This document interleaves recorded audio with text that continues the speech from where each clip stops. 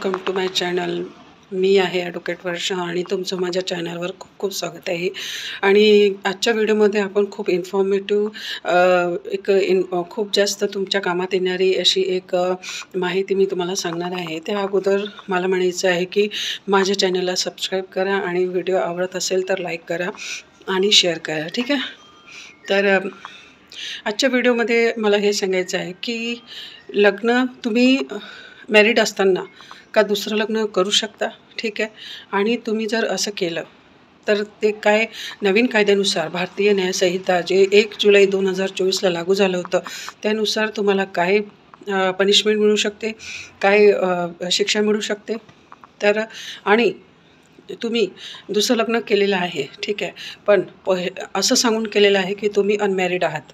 तर त्या सिच्युएशनमध्ये काय होऊ शकते का तुम्हाला पोलीस अरेस्ट करतील जर तुम्ही असं काही अपराध केलेला आहे तर, किंवा तुम्हाला यामध्ये जामीन मिळून जाईल कोर्टातून तुमचा अधिकार म्हणून, किंवा कोर्ट त्यांच्या डिस्क्रिप्शननुसार कोर्टाला जर वाटेल तेव्हा सोडेल की तुमचा म्हणजे याच्यामध्ये परिणाम काय होणार ते मी तुम्हाला सांगणार आहे. तर सेक्शन 82 ऑफ BNS भारतीय न्यायसंहिता ह्या सगळ्या प्रश्नाचे उत्तर देतो. तर काय करतो सेक्शन 82 हे पेनलाइज करतो इलिगल रिमॅरेज लॉ. ठीक आहे.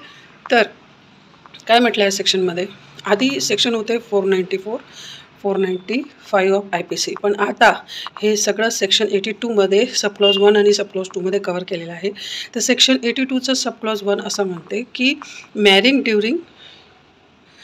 Again during the marriage your subsequent, म्हणजे जे मॅरेज एक्झिस्टन्समध्ये आहे ते असताना तुम्ही दुसरं लग्न करता तर काय होणार आहे. हे बघा, जर तुम्ही मॅरिड असूनसुद्धा जर तुम्ही दुसऱ्या व्यक्तीशी रिमॅरेज करत आहात तर त्याला बायगमी म्हटलं जातं. ठीक आहे. आणि तुम्ही दुसऱ्या व्यक्तीला आता अशा परिस्थितीमध्ये जे दुसरं मॅरेज आहे ते वाईड मानलं जाणार आहे. ते तुमचं काही एक त्याला लिगल मान्यता भेटणार नाही आहे. पण याचं पण एक्सेप्शन आहे. रिमॅरेज केव्हा व्हॅलिड मानलं जाणार, तेव्हा व्हॅलिड मानलं जाणार जेव्हा तुमचं पहिलं जे मॅरेज आहे ते वाईड डिक्लेअर केलं असायला पाहिजे कोर्टाने, किंवा तुमचा जो प्रिव्हियस लाईफ पार्टनर आहे, तुम्ही मॅरिड आहात. ठीक आहे. पण जो तुमचा लाईफ पार्टनर आहे, तुमची वाईफ किंवा हजबंड आहे, ते गेल्या 7 वर्षापासून गायब आहे. ते जिवंत आहे की नाही हे सुद्धा तुम्हाला माहिती नाही. तर अशा परिस्थितीमध्ये जर ह्या सगळे सिच्युएशन सांगून तुम्ही सेकंड मॅरेज करता, दुसऱ्या पार्टनरला सगळं सांगून त्यांना परिस्थितीची म्हणजे असं नॉलेज द्यायचं आहे तुम्हाला समोरच्या पार्टीला की तुमच्या जे प्रिव्हियस हजबंड किंवा वाईफ आहे ते 7 वर्षापासून अस्तित्वात नाही आहे, ते जिवंत आहे की नाही हे तुम्हाला माहीत नाही, ते गायब झालेले आहे. तर अशा परिस्थितीमध्ये जर तुम्ही सेकंड मॅरेज केलं तर तुमच्यावरही कलम लागणार नाही आहे सेक्शन 82. ठीक आहे. तर आणि ही परिस्थिती नसन, दोन्ही परिस्थिती नसन आणि तुम्ही तुमचं जीवनसाथी जिवंत असताना, वाईफ किंवा हजबंड जिवंत असताना सेकंड मॅरेज केलेलं असते तर त्याला बायगमीचा अपराध म्हटला जाणार आहे आणि त्याच्यासाठी 7 वर्षाची शिक्षा आणि फाईन असा दंड देण्यात येणार आहे. ठीक आहे. तर आता बघू आपण सबक्लॉज 2 82चा. तर तो असं म्हणते की तुम्ही सेकंड मॅरेज करता आणि जेव्हा सेकंड मॅरेज करता तेव्हा समोरच्या पार्टनरला, ज्याच्यासोबत तुम्ही सेकंड मॅरेज करता, त्या व्यक्तीला तुम्ही तुमच्या पहिल्या लग्नाबद्दल अजिबात सांगत नाही. म्हणजे तुम्ही असं शो करता की तुम्ही अनमॅरिड आहात. ठीक आहे. तुम्ही कुवारी आहात किंवा कुवारी आहात असं त्यांना म्हणजे फसवून खोटं बोलून असं लग्न करतात. तर त्याच्यासाठी आहे 10 वर्षाची शिक्षा आणि फाईन. ठीक आहे. आधी हे दोन्ही ऑफेन्स जे होते 494 आणि 495 हे वेगवेगळ्या सेक्शनमध्ये डिवाईड होते आणि 494 बायगेमीचा जो ऑफेन्स आहे तो नॉन कॉग्निजेबल होता, बेलेबल होता. पण जो 495 आहे म्हणजे तुम्ही सेकंड मॅरेज करता पण दुसऱ्या तुमच्या लाईफ पार्टनरला असं सांगता की तुम्ही अनमॅरिड आहात आणि लग्न तुमचं प्रिव्हियस मॅरेज आहे ते लपवून ठेवता. तर त्या परिस्थितीमध्ये 10 वर्षाची शिक्षा होती, फाईन होता आणि त्याच्यामध्ये कॉग्निजेबल ऑफेन्स होता तो आणि नॉन बेलेबल होता, म्हणजे गंभीर अपराध मानला जाऊ शकत होता. तर काय आहे ते गंभीर अपराध म्हणजे, कॉग्निजेबल म्हणजे काय, नॉन बेलेबल म्हणजे काय. तर कॉग्निजेबल ऑफेन्स म्हणजे पोलीस तुम्हाला विदाऊट वॉरंट अरेस्ट करू शकत होती ह्या ऑफेन्समध्ये, जे आता सेक्शन 82च्या सबक्लॉज 2मध्ये सांगितलेलं आहे. आणि ते आधी IPCमध्ये 495मध्ये डिफाईन केलेलं होतं. पण आता तसं काहीच नाही आहे.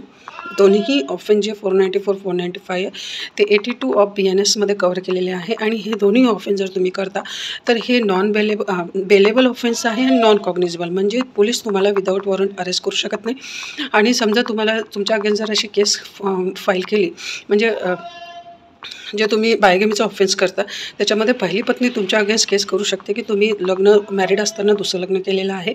तर त्या केसमध्ये तुम्हाला कोर्टामधून समन्स येईल आणि तुम्ही जेव्हा प्रेझेंट होता कोर्टामध्ये तेव्हा तुम्हाला जामीन मिळून जाणार तुमचा अधिकार म्हणून, कारण की बेलेबल ऑफेन्स होतं. आणि जो सेकंड ऑफेन्स जे आहे जे तुम्ही दुसऱ्या पार्टनरसोबत केलेलं आहे, त्याला न सांगता अनमॅरिड असं सांगून लग्न केलं, फसवून लग्न केलं, त्याच्यामध्ये जेव्हा केस तुमच्या अगेन्स्ट फाईल होते ते ती फक्त एक सेकंड पार्टनर जो तुमचं सेकंड मॅरेज केलं आहे तुम्ही ज्या व्यक्तीसोबत, तोच तुमच्या अगेन्स्टमध्ये केस फाईल करू शकत होता किंवा करू पण शकते. आता पण प्रोव्हिजन आहे, पण आता ते सुद्धा नॉन कॉग्निजेबल झालेलं आहे आणि बेलेबल झालेलं आहे. म्हणजे ह्याच्यामध्ये तुम्हाला अरेस्ट तर होणार नाही, पण तुमच्या अगेन्स्ट जर केस फाईल झाली दोन्ही केसेसमध्ये तर तुम्हाला तिथे अपिअर व्हायचं आहे कोर्टमध्ये आणि तुम्हाला बेल इझिली मिळून जाणार आहे. असं आताच्या नवीन कायद्यानुसार भारतीय न्याय संहिता 2024 जो 1 जुलैपासून लागू झालेला आहे त्यामध्ये प्रावधान दिलेलं आहे. तर मला कमेंट करा जर माझा एक्सप्लेन करण्याचा तुम्हाला जर वे आवडला असेल तर तुम्ही मला कमेंट करा की कसा वाटला व्हिडिओ, आणि तुम्ही कुठून माझा व्हिडिओ बघत आहात ते मला कमेंट करा आणि चॅनलला सबस्क्राईब करा. आणि असं काही प्रॉब्लेम्स आली लिगल समस्या तर तुम्ही मला व्हॉट्सअप करू शकता, but fees are applicable. So thank you for watching my video.